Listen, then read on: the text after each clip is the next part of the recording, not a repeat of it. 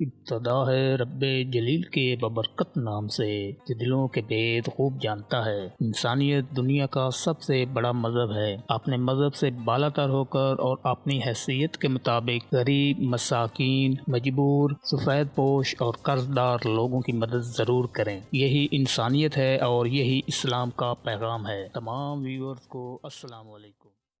اے جذبہ جنوں تو ہمت نہ ہار، میری ذات ذرہ بے نشاں اور لال میری پارکھیو بلا جھولے لال۔ ناظرین، یہ مشہور گانے آپ سب نے ضرور سنے ہوں گے، لیکن یہ جان کر آپ حیران ہوں گے کہ ان گانوں کو لکھنے والے ایک قادیانی ہیں۔ ناظرین، آج میں آپ کو ایسے ہی مشہور اور مختلف شعبہ سے تعلق رکھنے والی ان 5 شخصیات کے بارے میں بتاؤں گا جن کا تعلق قادیانی مذہب سے ہے۔ لیکن تفصیل شروع کرنے سے پہلے تمام دوستوں سے گزارش ہے کہ ویڈیو کو اینڈ تک ضرور دیکھیں، اور جنہوں نے ابھی تک چینل کو سبسکرائب نہیں کیا وہ جلدی سے چینل کو سبسکرائب کر لیں اور گھنٹی کے بٹن کو دبا کر آل آپشن کو ضرور دبا دیں۔ اس سے آپ کو فائدہ یہ ہوگا کہ ہماری ہر نئی آنے والی انفارمیٹیو ویڈیو کا نوٹیفیکیشن آپ تک بر وقت پہنچتا رہے گا۔ تو چلتے ہیں ویڈیو کی طرف۔ نمبر 1، مارشل چودھری ظفر انیس۔ ایئر مارشل چودھری ظفر انیس پاک فضائیہ کے پہلے ایئر چیف مارشل تھے۔ ان کا تعلق قادیانی مذہب سے تھا۔ وہ 19 اگست 1926 کو سیالکوٹ میں ارائیں فیملی میں پیدا ہوئے۔ 1944 میں انہوں نے پنجاب یونیورسٹی لاہور سے گریجویشن کی ڈگری حاصل کی اور پھر 9 اپریل 1945 کو رائل انڈین ایئر فورس میں کمیشن حاصل کیا اور قیام پاکستان کے بعد پاک فوج میں مختلف عہدوں پر اپنی خدمات سر انجام دیتے رہے۔ 1971 سے 1972 تک وہ PIA کے سربراہ رہے، پھر انہیں 3 مارچ 1972 کو پاک فضائیہ کا سربراہ بنا دیا گیا اور 15 اپریل 1974 تک وہ اس عہدے پر قائم رہے۔ وہ کچھ عرصہ human rights commission of Pakistan کے فاؤنڈیشن ممبر بھی رہے۔ انہوں نے 1965 اور 1971 کی پاک بھارت جنگوں میں بھی حصہ لیا۔ ان کی خدمات کو سراہتے ہوئے انہیں ستارہ قائد اعظم کے اعزاز سے بھی نوازا گیا۔ وہ 17 دسمبر 2019 کو 93 سال کی عمر میں لاہور میں انتقال کر گئے۔ نمبر 2، صابر ظفر۔ پاکستان کے مشہور شاعر اور نغمہ نگار صابر ظفر کا تعلق بھی قادیانی مذہب سے ہے۔ وہ 12 ستمبر 1949 کو کہوٹہ راولپنڈی میں پیدا ہوئے۔ ان کے والد کا نام عبد الرحیم تھا۔ شاعری کی ابتدا 1968 میں کی، پھر کچھ عرصہ ماہنامہ اپنی زمین میں بطور معاون مدیر بھی کام کرتے رہے۔ صابر ظفر ایک حساس دل اور سادہ طبیعت کے مالک ہیں۔ غلام علی، منی بیگم، نیرہ نور اور گلشن آرا سید کے علاوہ موجودہ بہت سارے گلوکار ان کی غزلیں گا چکے ہیں۔ ناظرین، صابر ظفر کے لکھے ہوئے گیت پاکستان کے درجنوں ڈراموں کے ٹائٹل سانگ بن چکے ہیں جن کو عوام میں بہت مقبولیت ملی۔ ان کے لکھے ہوئے مشہور گانوں میں اے جذبہ جنوں تو ہمت نہ ہار، میری ذات ذرہ بے نشاں اور لال میری پت کے علاوہ کئی دیگر گانے شامل ہیں۔ نمبر 3، مرزا بشیر الدین محمود احمد۔ مرزا بشیر الدین محمود احمد جماعت احمدیہ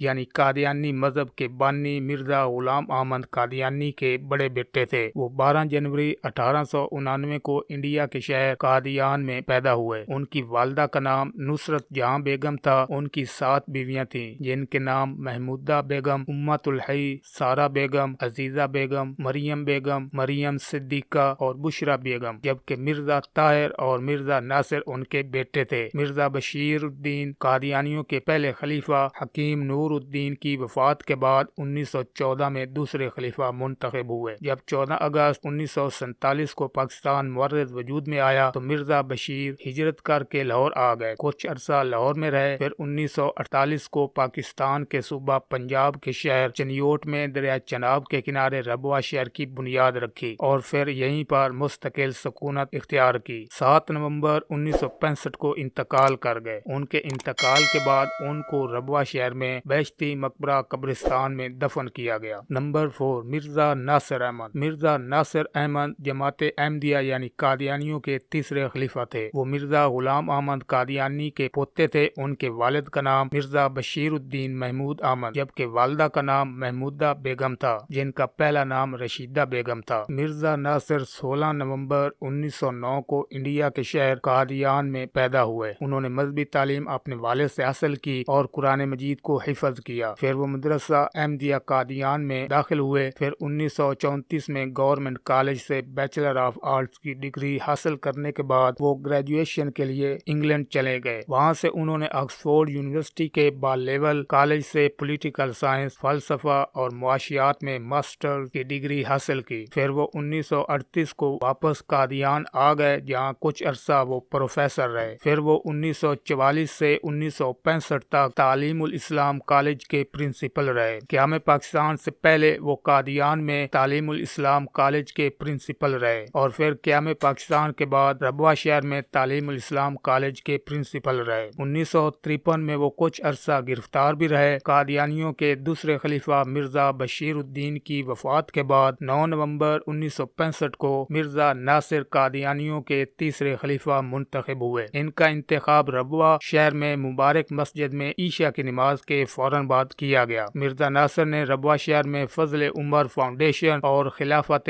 لائبریری کی بنیاد رکھی۔ مرزا ناصر کی 2 بیویاں تھیں جن کے نام منصورہ بیگم اور طاہرہ بیگم تھا۔ مرزا ناصر کا 9 جون 1982 کو 72 سال کی عمر میں اسلام آباد میں انتقال ہوا۔ نمبر 5، مرزا طاہر احمد۔ مرزا طاہر احمد جماعت احمدیہ یعنی قادیانیوں کے چوتھے خلیفہ تھے، جو قادیانیوں کے بانی مرزا غلام احمد قادیانی کے پوتے تھے۔ ان کے والد مرزا بشیر الدین محمود احمد جبکہ والدہ کا نام مریم بیگم تھا۔ وہ قادیانیوں کے تیسرے خلیفہ مرزا ناصر احمد کے بھائی تھے۔ وہ 18 دسمبر 1928 کو انڈیا کے شہر قادیان میں پیدا ہوئے۔ ابتدائی تعلیم قادیان میں ہی حاصل کی۔ گریجویشن کرنے کے بعد جامعہ احمدیہ سے شاہد کی سند حاصل کی۔ پھر تقریباً 2.5 سال تک وہ لندن میں انگریزی زبان بھی سیکھتے رہے۔ 1957 میں آصفہ بیگم سے شادی کی۔ 1958 میں وہ اپنی جماعت یعنی جماعت احمدیہ کے ادارے وقف جدید کے سربراہ بھی رہے۔ 1960 سے 1969 تک وہ مجلس خدام الاحمدیہ کے پہلے نائب صدر رہے اور پھر صدر بن گئے۔ 1979 سے 1982 تک وہ مجلس انصار اللہ کے صدر رہے۔ اس کے علاوہ کچھ عرصہ وہ فضل عمر فاؤنڈیشن کے سربراہ بھی رہے۔ 9 جون 1982 کو مرزا ناصر کی وفات کے بعد وہ قادیانیوں کے چوتھے خلیفہ منتخب ہوئے۔ 19 اپریل 2003 کو وہ لندن میں انتقال کر گئے اور انہیں پاکستان کے دارالخلافہ اسلام آباد میں دفن کیا گیا۔ ناظرین، یہ تھی آج کی انفارمیٹیو ویڈیو۔ اگر ویڈیو اچھی لگی ہو تو ویڈیو کو لائک کریں، چینل کو سبسکرائب کریں اور اس ویڈیو کو اپنے دوستوں کے ساتھ واٹس ایپ، فیس بک، ٹویٹر، انسٹاگرام اور گروپس میں شیئر ضرور کریں۔ انشاءاللہ اگلی ویڈیو میں پھر ملیں گے۔ اللہ نگہبان۔